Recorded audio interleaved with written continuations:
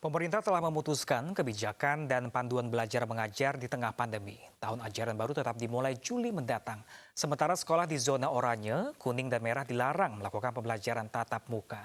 Nah, berikut keterangan Nadiem Makarim, Menteri Pendidikan dan Kebudayaan. Dalam situasi COVID ini, yang terpenting adalah kesehatan dan keselamatan para murid-murid kita, guru-guru kita, dan keluarganya murid-murid kita. Dan prinsip dasar itulah yang kita gunakan.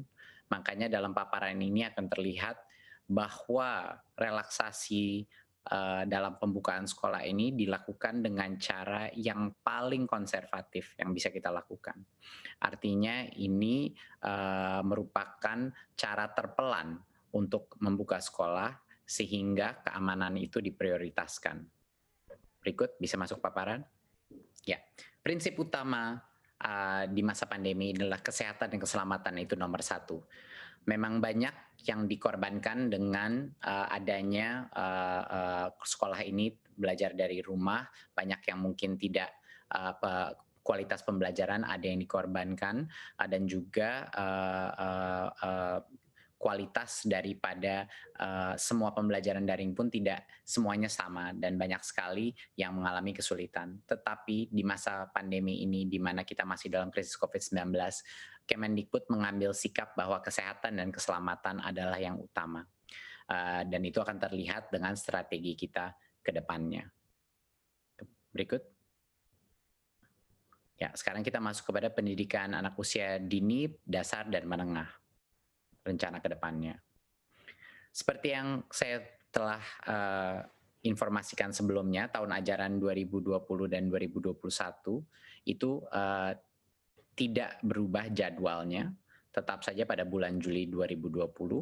Ya, tapi jadwal itu tidak berdampak kepada metode apa pembelajaran yang ada, maupun daring ataupun tatap muka. Jadinya kami tidak mengubah kalender pembelajaran. Dan pemirsa, berikut ini kami sampaikan sejumlah panduan penyelenggaraan pembelajaran pada tahun ajaran baru di masa pandemi corona yang dikeluarkan Kementerian Pendidikan dan Kebudayaan. Kementerian Pendidikan dan Kebudayaan memutuskan hanya zona hijau saja yang boleh mengadakan pembelajaran tatap muka. Sementara untuk zona kuning, oranye, dan merah tetap belajar dari rumah. Data hingga Juni 2020, hanya 6% pelajar Indonesia yang akan belajar di sekolah tersebar di 85 kabupaten kota. Sementara masih ada 94% pelajar Indonesia berada di zona kuning, oranye, dan merah tetap belajar di rumah yang tersebar di 429 kabupaten kota.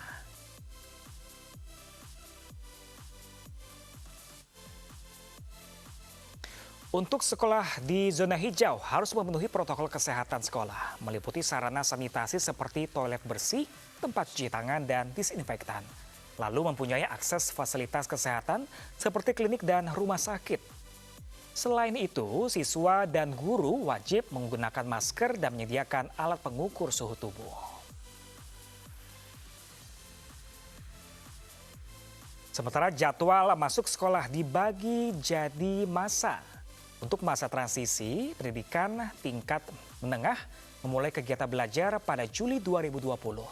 Sekolah dasar hingga SLB mulai pada September 2020 dan PAUD pada November 2020. Sementara di masa new normal, pendidikan tingkat menengah memulai kegiatan belajar pada September 2020. Sekolah dasar hingga SLB mulai pada November 2020 dan PAUD pada Januari 2021.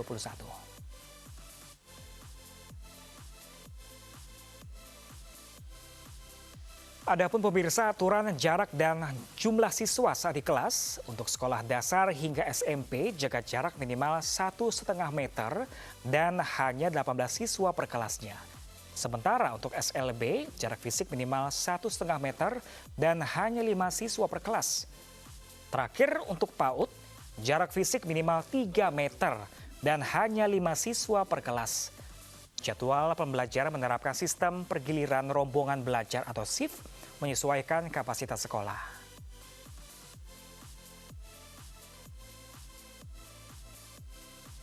Sementara untuk kegiatan di lingkungan sekolah pun juga diatur.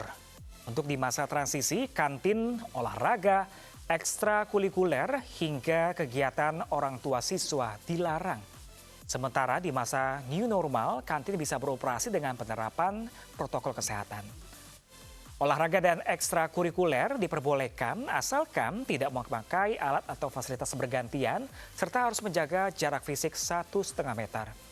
Serta kegiatan orang tua siswa diperbolehkan tetapi dengan penerapan protokol kesehatan.